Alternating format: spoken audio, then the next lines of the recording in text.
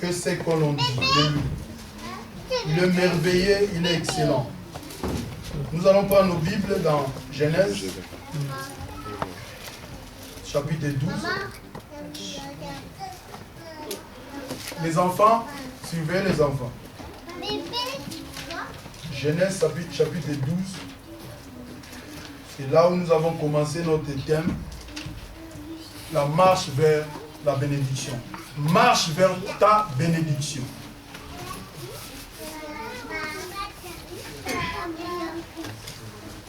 Quand nous avons commencé ce thème, le premier jour, nous avons vu un peu cet homme de Noé. C'est un homme qui était juste et intègre. Comme Dieu a dit aussi à Moïse, à David, pardon, David l'homme selon mon cœur. Parce que David était juste devant Dieu. Les hommes ont vu le mal de David, mais Dieu a jugé David d'injuste. Noé aussi dans son temps, il a eu la grâce d'être considéré comme juste devant Dieu. C'est pour cela quand il y a eu la déluge, Noé était protégé. Amen. Amen. Ça va Jean-Luc? Oui, ça va. J'ai de vous là. Non, c'est rien. Ça va? Ça va. Noé était considéré comme juste et intègre, c'est pour cela qu'il était épargné pendant la déluge avec sa famille. Ce n'est pas à cause des enfants de Noé que Noé était épargné et que cette famille a été épargnée ou sa femme, mais c'était à cause de Noé. Dieu a trouvé Noé juste devant lui. C'est pour cela que toute la famille de Noé était sauvée le jour de la déluge. Et nous avons avancé. Le petit-fils de Noé, c'est Abraham. Le dimanche, nous avons essayé de voir cet homme d'Abraham, l'homme de la foi. Dieu lui a dit de quitter son pays, sa famille, la maison de son père, pour aller dans une terre inconnue. Mais cet homme, par la foi, il a accepté d'aller là où Dieu l'avait dit de partir. Mais il n'était pas parti seul. Il était avec ses serviteurs, il était avec ses brebis, il était avec Lot et la femme de Lot et les serviteurs de Lot. Amen. Amen. Dans tout ça, nous avons essayé de voir qu'il faut avoir la vision. Si tu veux marcher vers ta bénédiction, il faut avoir une vision claire. S'il n'y a pas la vision, tu ne peux pas marcher. Quand il n'y a pas la vision, c'est comme si on est stationné. S'il n'y a pas la vision, c'est comme si on n'a pas de projet comme les hommes dans le monde. Donc, l'Église doit avoir une vision. Toi-même aussi, personnellement, tu dois avoir une vision pour atteindre ta bénédiction. Amen. Amen. Donc, sans la vision, il n'y a rien.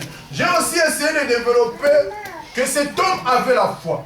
Cet homme ne savait pas. Cet homme était familiarisé. Cet homme vivait dans la maison de son père. Là, il se trouvait bien parce qu'il avait tout. Cet homme n'avait pas les problèmes de papier. Cet homme n'avait pas les problèmes de guerre. Mais Dieu a dit, tu quittes ta nation, tu quittes ta famille pour aller à une terre que je te montrerai. Et cet homme a accepté. Donc sans la foi, j'avais dit, on ne peut pas plaire à Dieu. Sans la foi, on est inutile devant Dieu. La foi sans œuvre est nulle. On a essayé de définir la foi, que la foi est égal à confiance et fidélité. Parce que celui qui a la foi, il a confiance à Dieu et il est fidèle aussi à Dieu. Dans la salle, on a donné aussi la définition sur Hébreux 11. Cette ferme assurance. Mais cette ferme assurance doit être dans nos cœurs. Tu peux avoir cette ferme assurance dans ta tête, mais Dieu voit le cœur. Cette ferme assurance, c'est dans ton cœur, tu vas avoir confiance à ce Dieu et tu vas être fidèle et tu vas marcher avec lui. Amen. Après la foi, nous avons vu, si je me rappelle encore, l'environnement aussi compte. Parce que l'environnement définit aussi le processus de notre bénédiction. Parce que quand tu marches à une terre que Dieu a promis, tu peux arriver à un environnement quelconque. Comme j'ai donné l'exemple de moi-même, aujourd'hui je suis en Belgique. J'ai passé outre la Belgique, arrivé à Matongé, J'ai vu, il y avait plein de noirs. Donc, c'était drôle pour moi parce que c'était la première fois que j'étais venu dans ce pays. J'ai dit non, ce n'est pas ici, c'est l'Allemagne. Je suis parti en Allemagne. Or, si je savais que c'était la Belgique, depuis longtemps, je devais déjà être là. C'est Dieu qui connaît notre futur. Moi, je suis passé. Je suis allé en Allemagne. Mais un jour, je suis revenu. Voire même quand ma femme était en Allemagne, moi, j'étais en Afrique. Quand j'étais refoulé en Afrique. J'ai dit à ma femme, pas la Belgique, la France. Mais subitement, ma femme est venue en Belgique. C'est pour cela qu'on est là. Donc, c'est dans sa grâce qu'on est là en Belgique. C'est dans sa grâce qu'on vit ici en Belgique. Après l'environnement, quand tu découvres l'environnement et que Dieu te donne ce qu'il t'a promis, et qu'il y a une prophétie qui a été proclamée pour toi, la prophétie se réalise. Il faut faire des sacrifices à Dieu. Aujourd'hui, on peut prendre comme sacrifice les offrandes qu'on donne à Dieu. L'offrande de reconnaissance. Donc tu fais le signe de reconnaissance à ce Dieu-là. Je parlais de cet homme Abraham. Abraham a fait le sacrifice pour posséder le pays. Le sacrifice d'Abraham, c'était les stratégies spirituelles pour posséder le pays. Abraham a marché tout au long du pays que Dieu lui a montré et qu'il a marché pas pour lui, mais il a marché pour posséder ce pays pour Israël. Alléluia. Amen. Or, à ce temps-là, Abraham n'avait pas encore une descendance. Dans ce temps-là, Abraham n'avait pas encore une postérité qui devait le succéder. Parce que Dieu a promis à Abraham, je te bénirai. Celui qui te maudirait, je lui maudirai aussi. Donc Abraham, c'est lui le père de la foi. J'avais dit aussi que c'est Abraham qui a fait ce nouveau départ de la foi. C'est Abraham qui a inauguré cette foi. Parce qu'il était paisible là où il était. Mais il a accepté de quitter et il a fait des sacrifices. Aujourd'hui dans l'église, nous constatons que nous avons besoin d'être bénis. Mais nous sommes incapables de faire les sacrifices pour Dieu. Quand on parle de sacrifices, ce n'est pas seulement l'argent. Tu peux te sacrifier dans la prière, comme on a vu. J'avais donné l'exemple, si je me rappelle encore, de cette vieille dame dans le temple. Elle se sacrifiait, ne quittait jamais le temple. Celui qui est juste devant Dieu, celui qui a la foi en Dieu, qui marche fidèlement avec Dieu, celui-là peut facilement comprendre la révélation de Dieu. Il n'y a que des fidèles qui comprennent la révélation. Celui qui n'est pas fidèle dans la présence de Dieu, il ne peut pas comprendre la révélation. Josué était permanent. C'est pour cela, un jour, c'était Josué qui a conduit Israël. Mais celui qui n'est pas fidèle ne connaît pas aujourd'hui ce qu'on dit ici. Celui qui n'est pas fidèle, il ne sait pas où nous sommes. Celui qui vient, tantôt il vient, tantôt il n'est pas là. Même si on donne les enseignements, il va être toujours en retard. C'est pour cela que Jésus faisait l'effort pour mieux ou bien enseigner ses 12. Parce qu'il était toujours avec eux. Ils étaient fidèles. Quand Jésus mangeait, eux aussi ils mangeaient. Quand Jésus faisait ceci, ils étaient toujours avec Jésus. Ils marchaient chaque fois avec Jésus. C'est pour cela, parmi les 12, ils ont compris. Voire même Judas aussi avait compris que Jésus est Seigneur. Parce que le jour que Pierre a compris la révélation, c'est toi le Messie, le Fils du Dieu vivant, Judas était là. Il a écouté. Pourquoi il a eu la grâce d'écouter? Pourquoi il a eu la grâce qu'on puisse identifier Jésus, qu'il soit là? Parce qu'il était fidèle. Ce sont que des fidèles qui peuvent comprendre ces choses. Ce sont que des fidèles que Dieu aussi bénit. Parce que la Bible nous dit, lui-même, il est fidèle de génération en génération. Mais si nous, on n'est pas fidèles, comment lui peut nous bénir? Comme souvent, la sœur Willy dit que nous allons goûter les miettes. Pourquoi les miettes? Parce qu'on n'est pas vraiment fidèle. Peut-être on est venu les jours pour ramasser la manne. Mais la manne a déjà cessé. Nous devons comprendre ces choses. Il faut la vision, la foi, l'environnement ne nous intimide pas.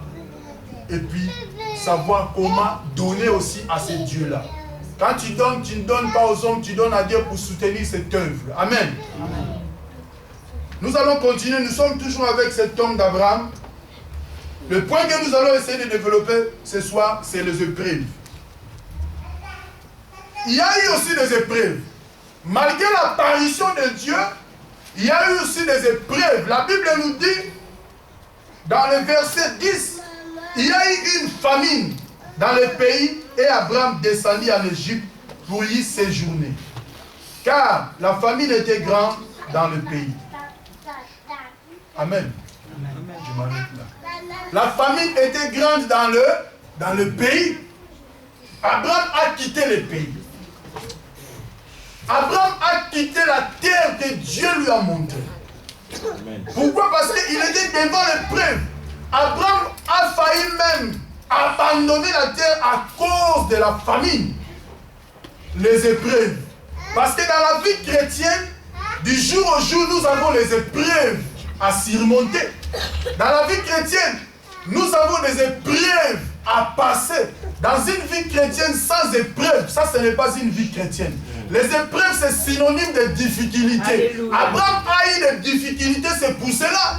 Il n'y a personne qui commence une vie chrétienne en rose. Là, ce n'est pas une vie chrétienne. Parce que Jésus a dit, Paul a répété que dans les derniers jours, il y aura le temps difficile.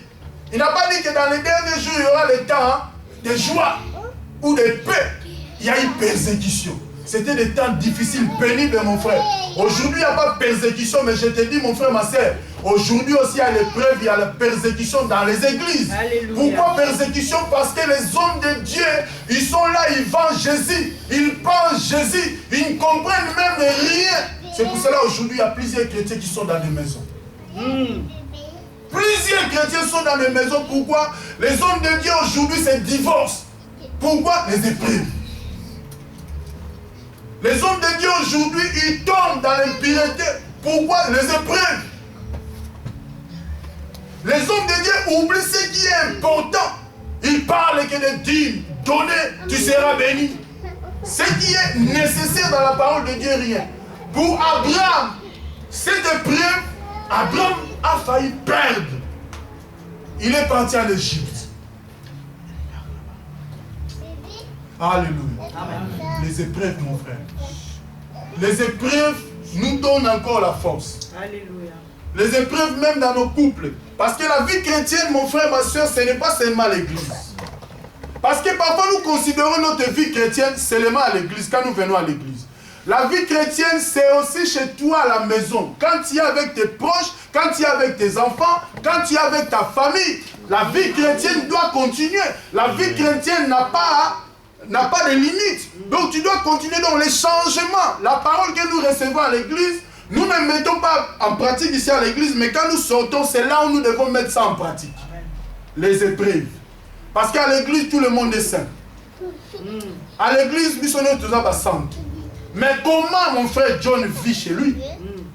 Comment ma soeur Madeleine vit chez lui, chez elle? Alléluia.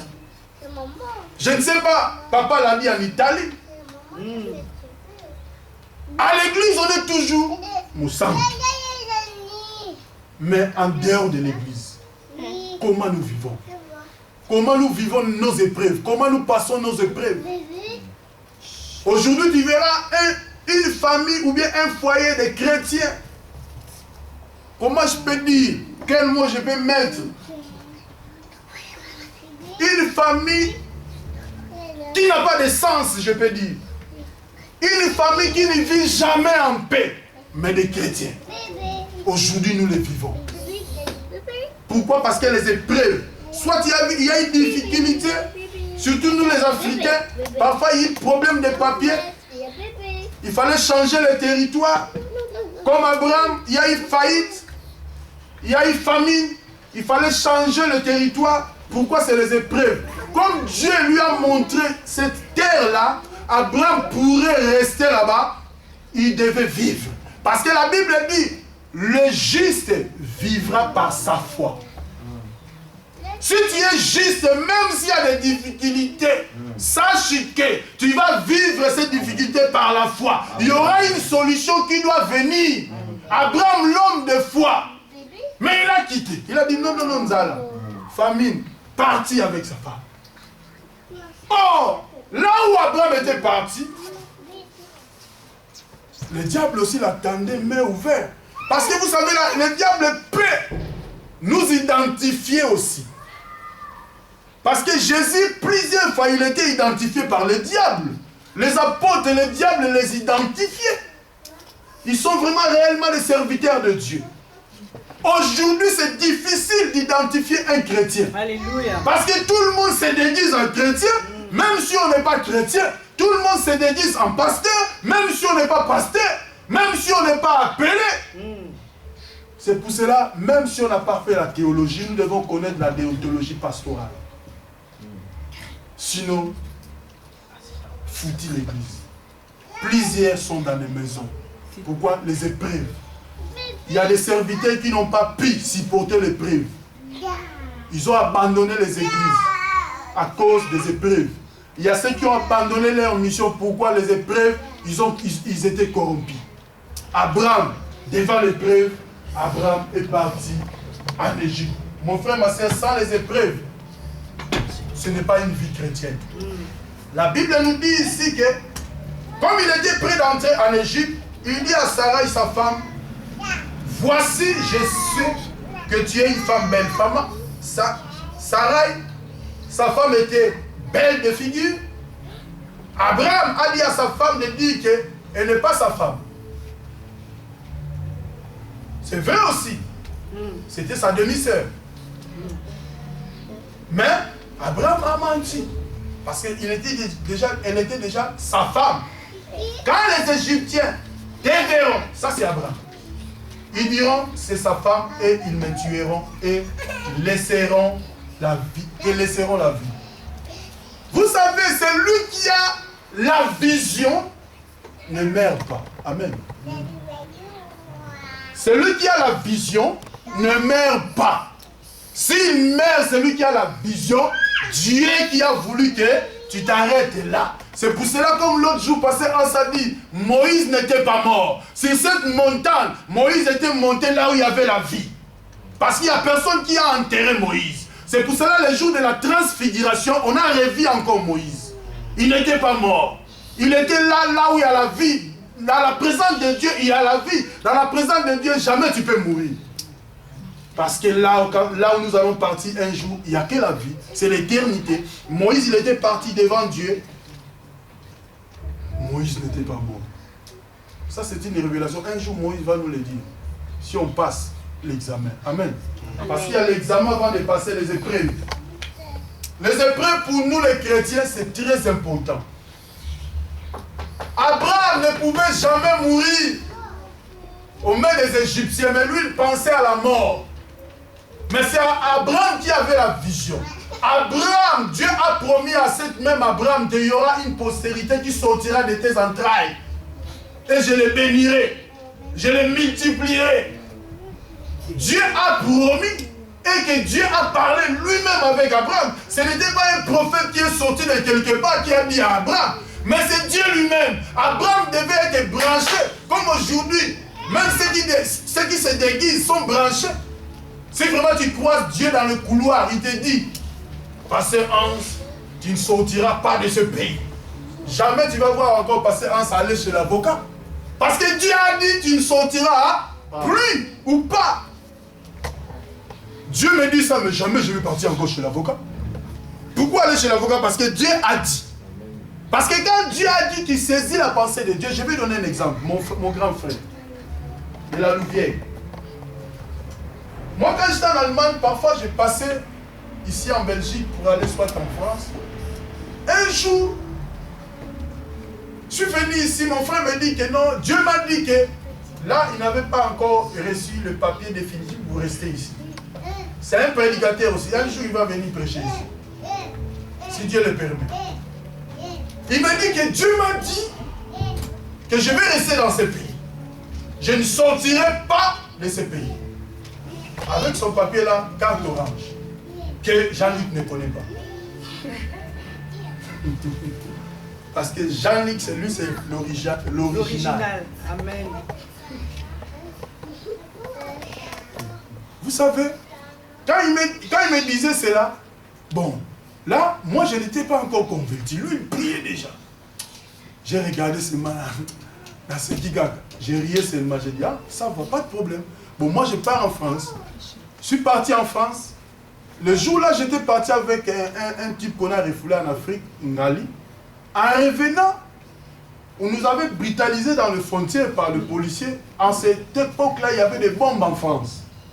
On venait, il y avait plein de douaniers. Moi, j'ai pris notre route pour sortir pour entrer en Belgique. Quand on est revenu, j'ai sonné chez lui, il ouvre sa fenêtre pour me dire, non, ne parle pas encore. Il m'a dit seulement, ne parle pas encore. Il est descendu. Parce qu'il met des lunettes, quand il regarde comme ça, il ne voit pas. Il ne voit pas bien. Il a mis ses lunettes. Ah, c'est toi.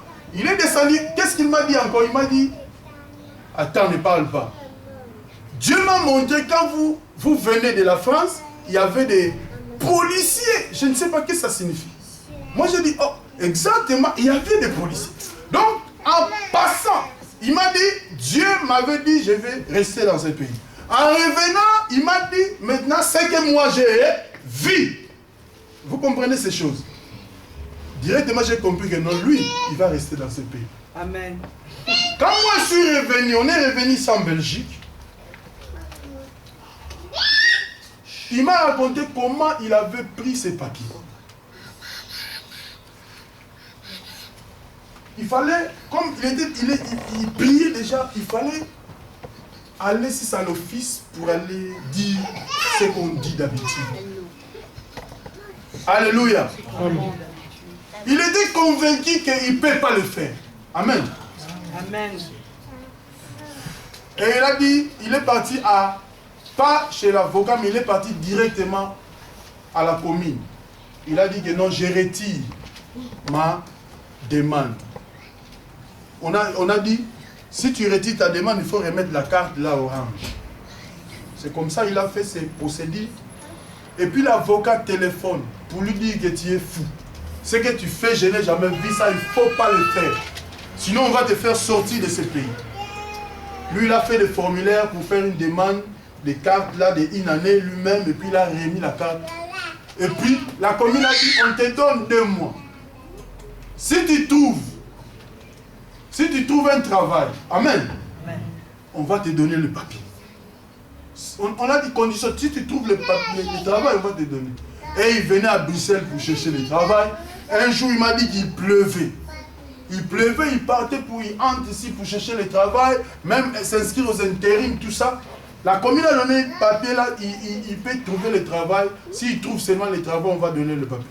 Et puis il a dit qu'il a entendu une voix qui lui dit que non, toi tu n'es pas là pour chercher le travail, rentre à la Louvière, va prendre tes papiers, tu vas prendre tes papiers à la Louvière. Il a laissé stopper de chercher le travail, il est rentré à la Louvière. Et puis le jour était arrivé à son terme. Il est parti à la commune. Amen. Amen. Et puis, on a demandé quelle est ta profession. Il a dit prédicateur. Alléluia. On a donné les papiers. Amen. Jésus est bon. Il a reçu ses papiers. Comme ça. Amen. Amen. Donc, il y a des circonstances où Dieu peut te parler. Alléluia. Mais quand Dieu te parle, Abraham c'est notre papa. Mais parfois, il y a aussi des papas qui commettent des erreurs. Amen.